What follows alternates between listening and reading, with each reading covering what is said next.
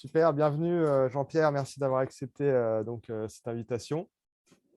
Alors, pour les gens qui ne te connaissent pas, donc Jean-Pierre en fait a un parcours très riche de mathématicien au départ et puis il a décidé de créer One Home, un projet qui va nous expliquer très vite. Et également, c'est l'auteur de Siècle bleu, qui personnellement est un des livres qui m'a le plus touché et que je trouve vraiment le plus incroyable que j'ai lu. Et je suis vraiment honoré d'avoir Jean-Pierre dans l'émission Rêve d'entrepreneur qui a pour but de donner envie aux gens de vivre leurs rêves, de suivre leurs rêves, d'entreprendre, de vivre de leur passion. Et Jean-Pierre, je trouve, incarne bien ça parce qu'il a osé se lancer sur l'écriture de son livre. Et merci Jean-Pierre d'avoir osé vivre ce rêve d'écrire ton livre et de créer One Home. Et est-ce que tu pourrais nous justement te présenter et te définir, comment tu te définirais aujourd'hui? Bah, bon, moi, comme tu l'as dit, j'ai un passé de scientifique. J'ai été aussi, donc j'ai fait de la recherche en maths pendant 4 ou 5 ans aux États-Unis. Et après, j'ai créé 2 entreprises en France, enfin une que j'ai rejoint, et l'autre dont j'étais directeur général dans le domaine de l'énergie et de l'environnement, parce que ça a toujours été les thèmes qui m'ont passionné. Heu Moi, j'ai aussi une longue expérience, d'entrepreneur. La dernière boîte, on était un groupe de 200 personnes à Paris. Enfin donc, c'était des entreprises importantes dans ce secteur-là. Et à côté, j'ai toujours eu, d'autres passions. Enfin mon métier me passionnait, le secteur de l'énergie me passionnait, mais je trouvais toujours que, ouais, l'approche scientifique ou que l'approche, on va dire entrepreneuriale ne répondait qu'à une partie de la question. Et donc j'ai toujours voulu explorer d'autres dimensions, de cette transition écologique ou transition humaine, hein, parce que, finalement il s'agit de l'avenir de notre espèce et de l'évolution de notre espèce. De la regarder sous d'autres angles. Et comme c'est une problématique complexe, bon, moi, je lis beaucoup, sur, cette crise, les solutions, et puis j'essaye d'aller chercher des solutions qui sont assez loin de ce que les autres recherchent. Et pour faire la synthèse de ces recherches, bah, j'avais trouvé que écrire un roman qui mette on va dire en lumière et qui mette en action, ces principes, c'était peut-être moins, on va dire, donneur de leçons qu'un essai, ou peut-être plus, plus,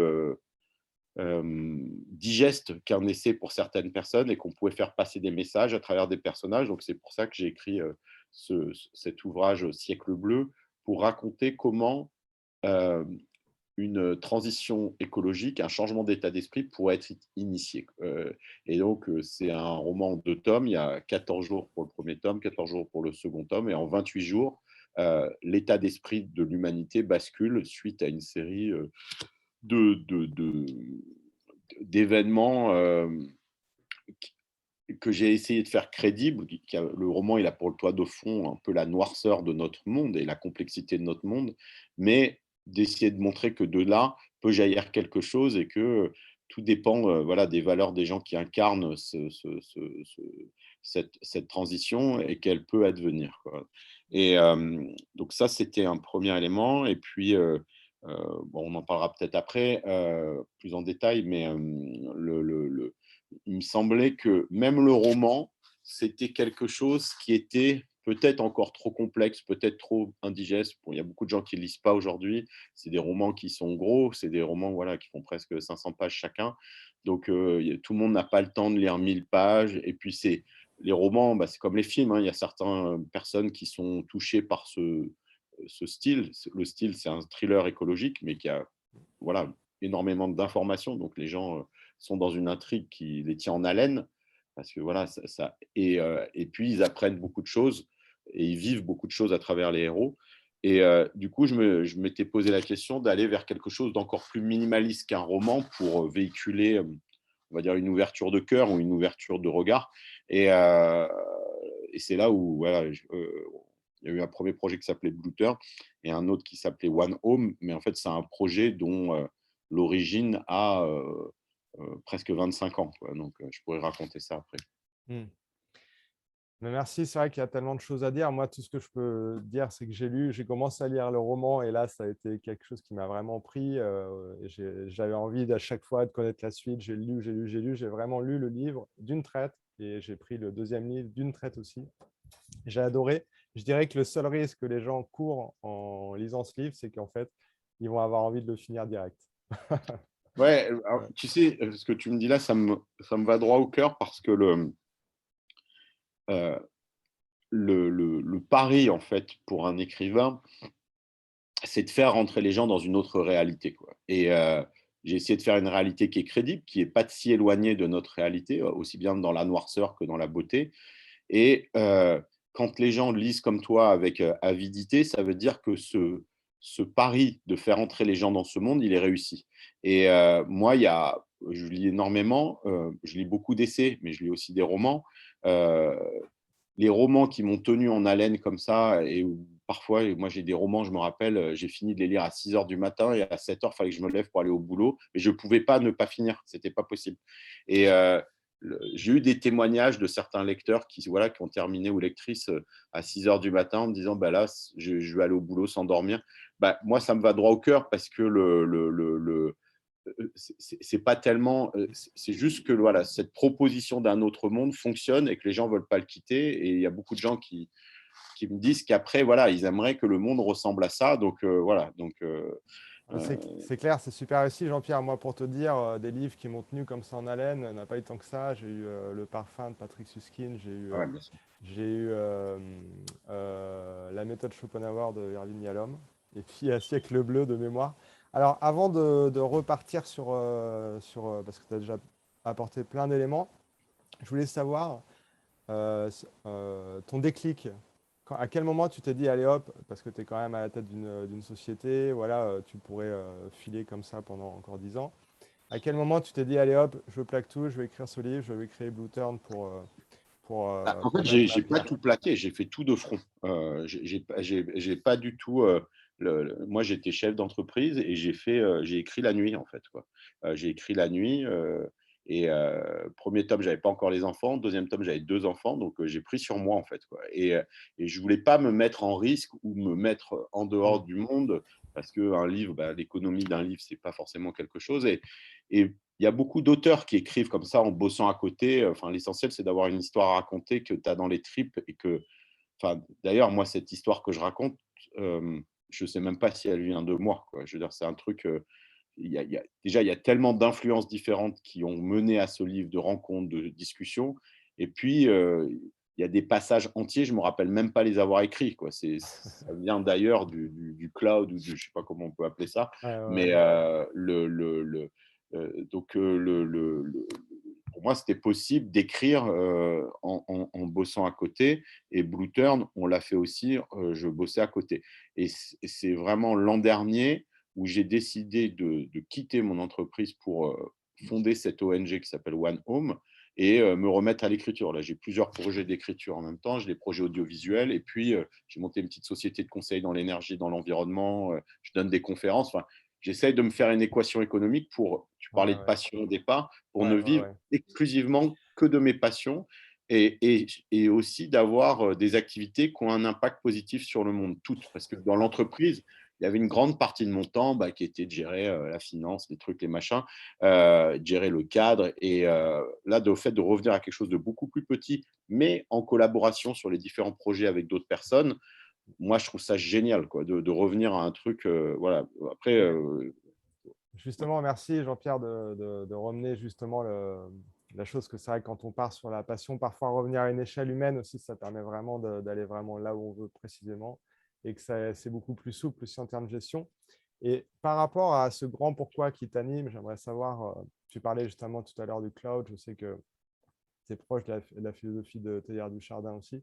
Est-ce que Ah tu ouais, pourrais nous dire vraiment pourquoi tu fais ce que tu fais, pourquoi tu as écrit ce livre, pourquoi le- tu crées One Home, si tu devais le dire vraiment en quelques… En fait, la raison, ça part d'une inquiétude. C'est-à-dire qu'aujourd'hui, on est quand même dans une époque très particulière sur la nature de la crise écologique, qui est une crise qui est inédite pour l'espèce humaine et probablement inédite pour une espèce. C'est-à-dire il n'y a pas d'autres espèces qui sont planétaires. Les seules autres, c'est, on va dire, les bactéries, d'ailleurs, qui ont failli provoqué la grande oxydation et qui ont failli oxyder l'atmosphère et provoquer la mort de la vie et la mort d'elle-même. Donc, on n'est pas la première espèce à avoir vécu ça, en tout cas dans ce qu'on a découvert de la biologie un peu ancestrale.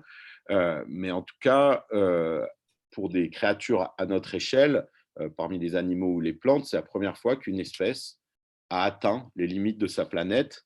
Et moi, j'avais le sentiment que souvent, on formule cette crise écologique comme la fin de quelque chose, quoi, et un mur qu'on va se prendre. Alors qu'en fait, pour moi, ce moment, c'est probablement, et c'est très lié à la pensée de Teilhard de Chardin, merci de le citer, une opportunité extraordinaire pour aller vers la prochaine étape de notre développement et de notre évolution. Et ça, c'est vraiment les trucs que je décris dans les nouveaux bouquins que je suis en train d'écrire, cette nouvelle évolution humaine. Et je pense qu'on est à l'orée, c'est-à-dire voilà, aux abords de l'émergence d'une créature qui est nécessaire et qui serait en symbiose avec la biosphère. C'est-à-dire c'est la même chose que nous, de la même manière que voilà, le Homo habilis a donné Homo sapiens. Moi, dans mes bouquins, là, les nouveaux, je parle d'Homo biosphéris, qui serait justement des humains qui, en développant d'autres capacités, créent une société qui soit compatible avec les limites de la planète et en symbiose avec la biosphère. Et je ne voyais pas dans les livres que j'avais ou dans les politiques des gens aborder la crise écologique dans ce sens. C'était vraiment, il y a un problème, on veut des solutions, mais on ne se pose pas la question de la nature humaine ou de la créature qui est à l'origine de ça. Et tous les problèmes que l'on a écologiques, ils sont créés par la nature humaine. Alors on peut la culpabiliser, on peut dire ah, les humains, ils sont vraiment irresponsables, violents, ils ne devraient pas faire ça. Mais c'est aussi une créature qui fait des choses extraordinaires et la, la, la, la, la, la crise que l'on vit, c'est une crise d'inadaptation. C'est-à-dire on a développé un modèle sans se poser la question de ses limites planétaires. Maintenant, on les découpe, il faut changer le modèle. Alors, ça fait mal parce qu'il faut tout changer au niveau individuel, au niveau collectif, mais c'est potentiellement quelque chose d'extraordinaire. Donc, moi, j'ai écrit ces bouquins pour me dire, bon, déjà, comment on peut passer, et ça, c'est les 2 premiers tomes de Siècle bleu, un déclencheur où les gens ont envie d'aller vers ce quelque chose. Donc, mais en 28 jours, on ne change pas le monde. On peut décider de changer le monde, d'avoir une prise de conscience, quelque chose d'extrêmement fort. Et c'est ça que je décris dans ces 2 premiers tomes. Et dans la suite que j'écrirai, je racontais le monde entre 2021 et 2050 pour voir comment cette révolution bleue se déploie. Donc, il y a un essai que je suis en train d'écrire et potentiellement un roman pour mettre en œuvre, pour raconter comment ça se passe. Mais bon, c'est des projets qui sont assez ambitieux. J'espère qu'ils sortiront l'année prochaine. Voilà. Mais donc, la motivation qui m'a poussé, c'était d'essayer d'apporter un autre regard sur les manières de s'en sortir en mettant au centre l'humain plutôt qu'en l'excluant. Ouais. J'aimerais te poser la question, du coup, elle est directe là-dessus, par rapport à cette vision que tu peux avoir en fait de bascule vers un nouveau type d'humain, donc Homo Biosphéris. biosphéris, ouais. Toi, comment tu fais pour, si tu devais décrire ta journée, comment tu fais pour rester aligné et justement essayer d'incarner Alors, déjà, pour être ce complètement clair, changement? pour être complètement clair, je ne suis pas toujours aligné, hein, et je pense que la recherche de la perfection, il faut parfois s'en méfier un peu. Je fais ce que je peux, quoi. Je vais le dire comme ça. Et je pense que déjà faire ça, c'est déjà pas mal. Et après, ce que j'essaye de faire, de faire attention aux autres, attention à la planète et attention à moi-même le plus que je peux, quoi, et d'essayer de faire le maximum sur ces 3 cercles. Euh, et, euh, et en réfléchissant là où j'ai le plus de levier d'action, c'est-à-dire en choisissant les projets, non pas forcément pour ceux qui pourraient me rapporter plus d'argent, mais ceux où je me dis, tiens, ça, si c'est moi qui le fais, je peux apporter une valeur parce que voilà, mon expérience ou différentes connaissances que j'ai peuvent être utiles. Et j'essaye voilà, de concevoir des projets voilà, qui j'espère, auront un impact. Donc, moi, je dirais plus gros chose, évidemment, comme beaucoup de gens, j'essaye voilà, de limiter euh, la viande, limiter l'avion, limiter la consommation. Donc ça, je fais attention à tout ça. Mais pour moi, c'est pas, c'est plus qu'est-ce que je peux apporter au monde qui est ma contribution, et c'est ça que j'essaye de maximiser. Le reste, j'essaye de minimiser mon impact, mais j'essaye de maximiser mon impact positif. C'est vraiment ça que j'essaye de faire. Et quand tu parlais d'alignement, il y a des journées incroyables d'alignement où tu te dis, et puis c'est des journées d'ailleurs, quand on écrit, on le ressent parce que voilà, l'inspiration, elle est là, justement, cette connexion. Alors, il y en a qui vont appeler ça les annales akashiques ou le cloud ou, ou la noosphère de Teilhard de Chardin, d'être dans ce grand livre. Et il y a des moments, et c'est ce que tous les artistes ressentent, des moments d'extase, d'écriture.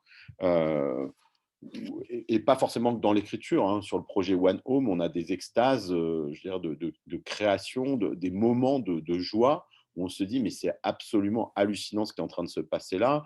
Des artistes qui nous font confiance, des philosophes qui nous font confiance, des gens qu'on rêvait de rencontrer, qu'on a rencontrés. Donc, c'est le monde, quand on est aligné dans la joie et vraiment dans ce que l'on sait faire. Tu vois, moi, j'essaye pas de faire le même projet que d'autres. Je fais mon truc, je ne sais pas si c'est bien ou mieux ou moins bien que les autres, je m'en fiche. Je fais un truc qui me correspond et j'espère que cette énergie, elle aura, voilà, elle aidera les gens et elle leur apportera de la joie, du bonheur, peut-être un peu des idées aussi.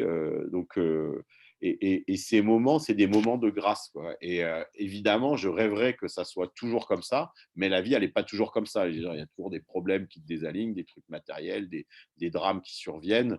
Donc, il faut faire face. Moi, je vis pas dans le. Enfin, je vis souvent dans mes pensées, mais je vis dans le monde concret aussi. Donc, je ne suis pas toujours dans ces états, mais j'adore me mettre dans ces états-là.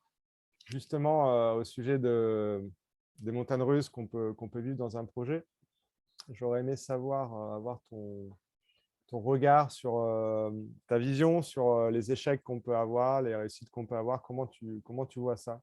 Bah, moi, il y a des échecs. Hein. Je veux dire, nous, il y a des choses qui n'ont pas marché autant qu'on voudrait. Ou tu vois, les livres, tu aimerais toujours que plus de gens les lisent. Tu vois, j'aurais aimé qu'ils soient traduits à l'étranger. Mais je me dis, bon, il y a un temps pour tout. Et souvent, quand il y a des choses que je regrette, quand je les regarde rétrospectivement, je me dis, bah, finalement, c'était mieux comme ça. Par exemple, moi, le fait que ça soit des livres ouais, qui ont été quand même pas mal lus, mais c'est pas non plus, je suis pas devenu une star internationale, j'ai la paix, tu vois, pour écrire la suite. Et en fait, ce que je suis en train d'écrire, ça me paraît beaucoup plus important que ce que j'ai écrit précédemment. Et au moins, je ne suis pas dérangé, je suis bien. Et puis, les gens souvent confondent un peu visibilité et influence. Tu vois. Moi, je considère que on peut être pas trop visible et influent parce qu'on a marqué les imaginaires des gens. Et la survisibilité n'est pas forcément le signe que tu as une influence. Après, moi, j'aime bien voilà, donner des conférences, inspirer les gens. Hier, j'ai donné une conférence dans mon école d'ingénieur à des élèves de première année. Ça a été un moment extraordinaire. Une conférence d'1 heure et demie sur l'écologie. Il y a eu 1 heure et demie de questions derrière, une standing ovation. Des élèves qui sortaient de prépa, qui étaient en école d'ingénieur, ils étaient mais extasiés et ils avaient vraiment envie de devenir ingénieur en intégrant toutes ces contraintes environnementales. Tu vois, c'est ça que j'ai essayé de leur expliquer et de leur expliquer que c'était absolument passionnant. On a parlé de biomimétisme, on a parlé de plein de choses. Et moi, voilà, il y a des moments de partage, j'aime bien. Voilà. Mais pour Pour toi, revenir à d'échec, je revenir ouais, là-dessus. vas-y, Vas-y, vas-y. vas-y. J'allais dire, Non. pour toi, la gloire, c'est de vivre un moment comment dire, de flow connecté au cloud en train d'écrire ou alors de partager ta passion avec d'autres personnes. C'est Tu ça sais, ta vision? comme beaucoup de gens, je me suis posé la question de savoir qu'est-ce que c'est le signe d'une vie réussie. Et bon, il y a plein de métriques là-dessus. Il y a des gens qui vont dire c'est l'argent, la taille de votre appartement, je sais pas quoi. Moi, j'ai jamais été dans ces trucs-là. Mais je n'avais pas trouvé une bonne définition. Et il y a un an, j'ai trouvé un gars, là, une interview du fondateur de Wired, Kevin Kelly, dans un des livres là, qu'il avait écrit. Justement, les gens lui posaient la question. Et lui, c'est un touche-à-tout, un type extraordinaire. Bon, il a créé Wired, il a créé plein d'autres trucs. Il a créé le Wool Earth Catalog, qui était ce catalogue dans les années 60 où justement, euh, cette prise de conscience de la planète avait amené à créer un magazine extraordinaire. Moi, j'ai encore le numéro 1 ici. Et Kevin Kelly, tu vois, sa passion, c'est l'Asie, lui. C'est la photographie, les gens ne savent même pas. Et là, il sort un recueil de photographies absolument incroyable. Il a voyagé dans tous les pays asiatiques, il a fait des photos de dingue. Et donc là, il sort un bouquin, un truc qui ne doit pas exister. Tu vois. Et en fait, il en a prévendu un nombre incroyable. Et il disait aux gens, bah, en fait, moi, une vie réussie, c'est quand, non pas j'ai l'impression d'être meilleur que les autres, mais j'ai l'impression d'être, c'est les rares moments où j'ai l'impression d'être le seul à pouvoir faire ce que je fais. Et c'est Hmm. quelque chose de complètement différent parce que seul à pouvoir faire ce que je fais, c'est lié à ta trajectoire personnelle, parce que tu t'es intéressé à la musique, tu t'es intéressé aux maths, tu t'es intéressé à ça. Il y a un moment, tu dis, bah, en fait, ce projet, c'est mon projet et il ne s'agit pas de le comparer à ce que fait un autre et tout. Tu te dis, mais en fait, ça, c'est le truc, c'est la somme de toutes mes passions, c'est la somme de toutes mes énergies. Et voilà, donc moi, ces moments de grâce, c'est quand voilà, tous les trucs que j'aime bien sont mélangés. Et par exemple, dans One Home, tout est mélangé. Tu vois, il y a de l'informatique, moi j'adore, il y a des maths, j'adore, il y a de l'espace, j'adore, il y a des émotions, j'adore, il y a de la musique, j'adore, il y a du design, j'adore. Waouh, tu vois, et puis on travaille avec des gens extraordinaires, des astronautes, des philosophes. Voilà, tu Eh, vois, Jean-Pierre, là, Jean-Pierre, merci pour ce partage quand même. Pour ceux qui ne le savent pas, One Home, tu pourrais peut-être expliquer ce ouais, projet parce que quand même, ça mérite que tu nous expliques, ça donnera ouais. envie aux gens de le découvrir. Alors, One Home, c'est donc la suite d'un projet qui s'appelait Bluetooth, où il y a 5 ans déjà maintenant, avec un ami qui s'appelle Michael Bocara, on a, en utilisant un satellite que la NASA a envoyé dans un point très particulier de l'univers qui s'appelle le point de Lagrange-L1 entre la Terre et le Soleil, euh, en récupérant les photos de ce satellite qui est à 1 500 000 km de la Terre, qui prend 10 photos par jour de la Terre, on a réussi à reconstituer la première vidéo de la Terre qui tourne vue depuis l'espace. Et en fait, moi, j'avais l'intuition que de ce point, on pourrait générer des émotions que on pourrait générer de aucun autre point de l'univers, parce qu'on serait en face de la Terre qui tourne, cette espèce de joyau qui tourne, on ne sait même pas dans quoi, qui flotte dans l'univers. Donc, c'est complètement hallucinant. Et quand les astronautes ont vu pour la première fois la Terre en entier, donc c'était des astronautes qui sont sortis de l'orbite, donc c'est des astronautes du programme Apollo, donc c'était même Apollo 17 où ils l'ont vu pour la première fois en entier, c'était une photo qui s'appelait Blue Marble en 1972. En fait, cette photo, elle les a complètement émerveillés et surtout, elle a fait comprendre à l'entièreté de la planète sur quoi on vivait, parce qu'il faut quand même se rappeler qu'avant l'ère spatiale, on n'avait aucune idée de ce sur quoi on vivait. On avait des cartes, on se disait bien, ouais, ça doit ressembler à ça. On n'avait jamais vu notre maison. Et là, on est quand même une espèce qui a réussi à s'extraire et à regarder sa maison depuis l'extérieur. Donc, non seulement elle était belle, en plus, elle était vivante et elle nous a ensorcelés par son charme et ces astronautes sont tombés amoureux. Et ce sentiment amoureux des astronautes, on appelle ça l'overview effect. Moi, j'avais le sentiment qu'on n'a absolument pas besoin d'envoyer les gens dans l'espace. On a la chance d'avoir de la technologie qui peut nous ramener des images et qu'on peut, à moindre coût énergétique, montrer aux gens. Faire une expérience similaire à celle qu'ont connue les astronautes pour avoir un changement de paradigme, un changement de conscience lié à la prise de conscience de là où on habite et sur le fait tout simple qu'on habite sur une planète et que cette planète, c'est une maison commune qui est partagée avec tous les autres humains, toutes les autres espèces. C'est pour ça qu'on appelle le projet One Home, c'est la maison commune. Et dans ce projet, donc, on a pris les images de Blue Turn. Donc, c'est une ONG qu'on a créée l'année dernière avec plusieurs amis, dont Kim Win-kyo, qui est designer, qui était l'ancien designer en chef de chez Air Liquide et qui a conçu une expérience qui permet de regarder ces images de manière extrêmement belle. Et donc, on en a lancé une partie l'année dernière. Là, vu qu'il n'y avait pas d'événement à cause du Covid, c'était très difficile de faire la communication. Donc, on a un peu levé le pied depuis, on va dire, septembre ou octobre dernier. Et moi, justement, je me suis retourné sur mes projets d'écriture. Mais toutes les choses qu'on n'a pas lancées, ça va être lancé, j'espère, l'année prochaine. Donc, on va proposer aux gens de pouvoir faire des déclarations d'amour à la Terre. Donc, d'envoyer des messages vocaux qu'on récoltera. On a envie de récolter 1 million de messages du monde entier, de tous les âges, pour dire à la Terre qu'on les aime. Et c'est des messages qui orbiteront comme des petites étoiles autour de la Terre. On a fait vraiment quelque chose qui est très beau. Et puis après, on permettra aussi aux gens de faire des séances d'overview effect collective pour se synchroniser tous par le cœur avec la Terre. Donc là, on a travaillé avec des musiciens pour voilà, concevoir des musiques qui euh, peuvent accroître le pouvoir émotionnel de l'overview effect. Donc, voilà. Et là, on Donc, rejoint un Théâtre de Chardin avec la noosphère. ah ben, complètement, parce que on va dire la fusion des consciences par le cœur, c'est quand même la base de la pensée théardienne, le rôle de l'amour. Donc, nous, c'est vraiment, en gros, par rapport à Blue Turn, dans One Home, on va rajouter l'amour et les humains, quoi. Et avec l'idée de faire des embryons de noosphère. Et ça, c'est aussi un des thèmes que je développe dans l'essai et dans la suite de Siècle Bleu que je voudrais écrire, quoi. Et parce que et pour moi, c'est ça la marque de l'Homo biosphéris. On a deux caractéristiques énormes qui sont complètement sous-évaluées, sous-utilisées aujourd'hui. C'est le cœur et l'esprit. Mais c'est là. Et l'humain, qu'on peut voir comme un monstre qui détruit tout, mais il ne fait pas exprès. C'est juste qu'on a un système qui est monté à l'envers, qui a été monté à une époque où on ne prenait pas ses contraintes. Mais l'humain est une créature qui est potentiellement remarquable. Et on a voilà, ce cœur qui est quelque chose d'inouï et avec des modalités de sentiments extrêmement vastes qui nous permettent de nous connecter les uns avec les autres de manière inouïe. L'amour étant la forme la plus, je parle de l'amour inconditionnel, l'amour total, étant la forme d'énergie la plus élevée et qui est, pour moi, qui est très liée à la notion d'émerveillement aussi, on pourra peut-être y revenir. Et l'esprit, qui est quelque chose, on ne sait pas si c'est propre à l'humain, parce que peut-être toute chose est dotée d'esprit. En tout cas, on sait que soi-même, on a un esprit et que les autres humains, a priori, sauf si c'est des robots qui sont déguisés en humains, ont aussi un esprit. Et cet esprit, il a quelque chose de très particulier qui est la conscience, quoi. Et la conscience, c'est quelque chose qui est très mal compris d'un point de vue, on va dire, scientifique.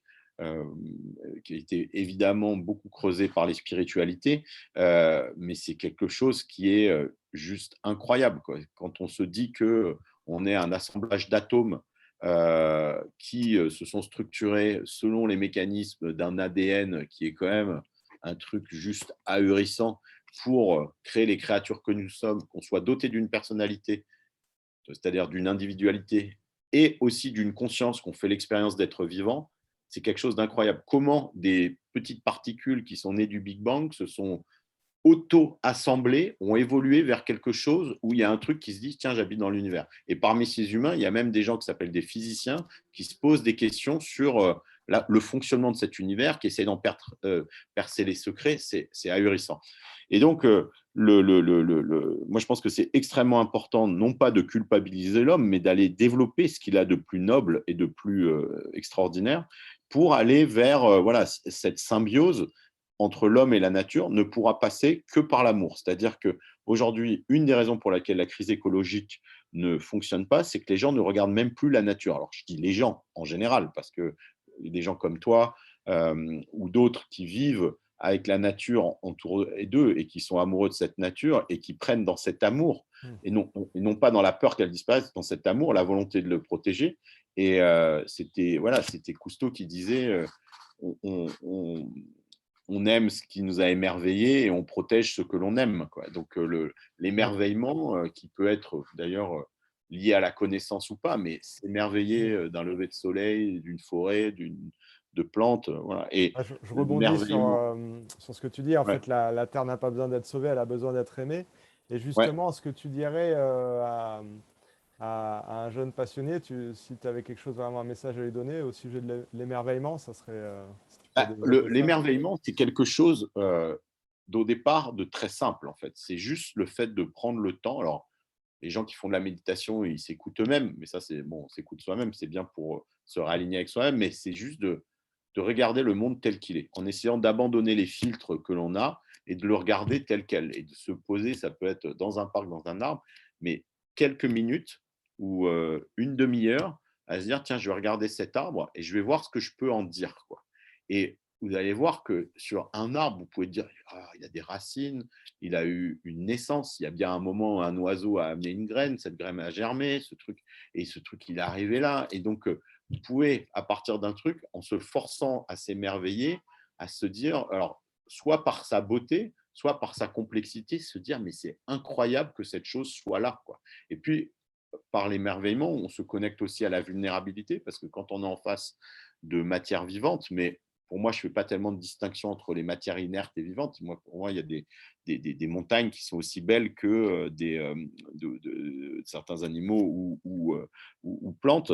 On peut se connecter à leur vulnérabilité, et leur vulnérabilité, ça veut dire bah, il faut elles sont solides, certes, mais aussi cassables, et les humains, c'est pareil. Et donc, l'émerveillement, c'est pour moi, c'est une source inépuisable de joie et d'inspiration et de motivation. Et si on pouvait prendre l'énergie de la transition là, plutôt que dans la peur de faire advenir un cauchemar, les deux sont utiles, mais Mm. la créativité, elle se fait dans la joie, quoi, rarement dans la peur, quoi. Et justement, je rebondis tout de suite là sur ce fait-là parce que je trouve ça intéressant. Dans ton bouquin, tu es souvent aussi sur le fil entre Mm. le dark side et, voilà, Ah ouais. et la lumière. Et je voulais savoir, dans ton activité personnelle, comment tu fais pour être clair sur ce à quoi tu dis non. Et justement, comment tu fais pour justement gérer cette ligne, quoi, Bah, tu veux dire sur les projets ou sur certaines Ouais, choses? sur les projets, d'une manière Bah, générale. sur les projets, bah, moi, j'ai qu'un temps limité. Donc, si tu veux, quand on me propose quelque chose, alors soit c'est voilà, une petite conversation d'une demi-heure, une heure, mais moi, c'est toujours le cœur. Si je me dis, tiens, ouais, ça a l'air sympa, la personne, j'aime bien, je le fais. Et quand je vois qu'il y a une résistance, tout à l'heure, là, quelqu'un m'a invité à venir commenter un film. Wall-E, je lui dis non, mais moi, j'ai pas envie de participer à un débat sur un film qui est sorti il y a 15 ans que j'ai même pas aimé. Je dis non, il me dit ah, mais ça serait trop bien que tu viennes. Je dis non, mais moi j'ai d'autres choses à faire, j'y vais pas, quoi. Et donc voilà, moi j'essaye de faire plaisir aux gens que j'aime, donc de prendre le temps pour eux, mais j'essaye aussi de préserver un peu mon temps là-dessus. Et voilà, il y a toujours et puis des fois il y a des passages obligés, des choses où vous aimez pas trop, mais il faut quand même le faire. Mais ça m'arrive pas trop, quoi, en ce moment. J'ai souvent des trucs C'est le cool. cœur. Tu suis le cœur pour Ouais, toi, ouais, la ouais. seule. Et c'est marrant parce que quand moi je suis dans cette énergie-là, en général, quand les gens ils me proposent, bah, tu vois, comme la conversation qu'on a aujourd'hui, bah, ouais, enfin, c'est aligné. Tu vois, déjà, ben, voilà, tu me connais parce qu'on se connaît, mais aussi parce que tu as lu les livres. Donc, je sais que la conversation va être intéressante et je cherche pas les choses nécessairement polémiques. Demain, j'ai accepté une interview avec un peu plus polémique, mais le gars a aussi lu le livre et j'aime bien aussi la diversité des points de vue parce que si on ne parle que avec les gens qui Hmm. sont déjà convaincus des mêmes choses, on fait pas avancer les choses, quoi. Et ça, je crois que c'est aussi un des écueils. Enfin, c'est pas un écueil parce que chacun fait ce qu'il peut, mais de faire passer nos messages au-delà du cercle des gens qui sont déjà convaincus de la beauté du monde et de la nécessité de Hmm. la préserver. Justement, à qui tu t'adresses alors? Tu penses, tu es très précis sur à qui tu t'adresses ou au contraire, tu as une visée vraiment. Ouais. En fait, je suis pas précis sur qui je m'adresse. Et par exemple, moi, j'ai été très surpris des gens euh, à qui à la fois Siècle Bleu ou One Home plaisent, parce que c'est beaucoup plus large, alors pas forcément en nombre, hein, mais ça a plu à des gens que j'aurais jamais imaginé, quoi. Donc, moi, je m'étais fait, tu vois, un peu un lecteur ou lectrice type, puis je m'étais dit: «Bon, je veux faire un livre qui est quand même, accessible à tous». C'est-à-dire, tu as pas besoin d'avoir fait, 3 années de fac, de sciences pour comprendre ce livre, je me dis, toutes les notions doivent être définies et comme un bon prof, pédagogue, tout est expliqué et en fait, il s'avère que le livre, déjà en termes de tranche d'âge, moi je m'étais dit: «Oui, c'est peut-être des gens dans la vingtaine, la trentaine, la quarantaine». En fait, ma plus jeune lectrice qui a fini le livre, c'est ma fille. Elle l'a lu, elle avait 9 ans. Heu, il y a peut-être des gens plus jeunes. Je sais qu'il y avait un qui avait 10 ans et d'ailleurs, ça l'avait motivé pour dire: «Je bats le record», quoi, mais elle a lu les 2 tomes à 9 ans et il y a beaucoup d'autres enfants de 10, 11, 12, 13 qui ont lu ça et moi, je m'étais dit: avant 17 ans, les gens vont pas lire ça». En fait, il y a une maturité chez ces enfants qui est absolument incroyable par rapport à ce qu'ils regardent, les mangas, les séries et cetera. Donc, rentrer dans une intrigue géopolitique, ils ont déjà vu ça dans des séries, ça passe, ça passe. Il y a juste des mots de vocabulaire qu'ils ne comprennent pas, donc à le chercher dans le dictionnaire ou à me demander. Mais voilà, et l'actrice la plus vieille, je crois qu'elle a 99 ans, c'était la grand-mère d'une amie. Et puis, des chefs d'entreprise, des acteurs, des DJ, des types de gens complètement différents. Donc, c'est un message qui, enfin, je ne l'avais pas formaté. J'avais espéré un certain type de lectorat, voilà, beaucoup plus de lectrices que de lecteurs. Mais ça, de toute façon, en général, on est quand même dans un monde où les femmes lisent plus que les hommes. Euh, donc, on va dire ce ratio-là, il n'est pas forcément… voilà. Mais moi qui suis un homme, de toucher le cœur des femmes, c'est pas facile parce que, voilà, moi, je suis voilà, j'ai ce prisme. Et bah, le fait que beaucoup de femmes aient été, enfin, l'aient lu, mais surtout aient été touchées profondément, moi, ça m'a vraiment bouleversé parce que je me suis dit, tiens, j'aurais pas espéré. De mon passé d'ingénieur ou de mathématicien, dire bah tiens, si j'ai fait passer des émotions, c'est voilà, c'est quelque chose qui me ouais, donc j'étais heureux.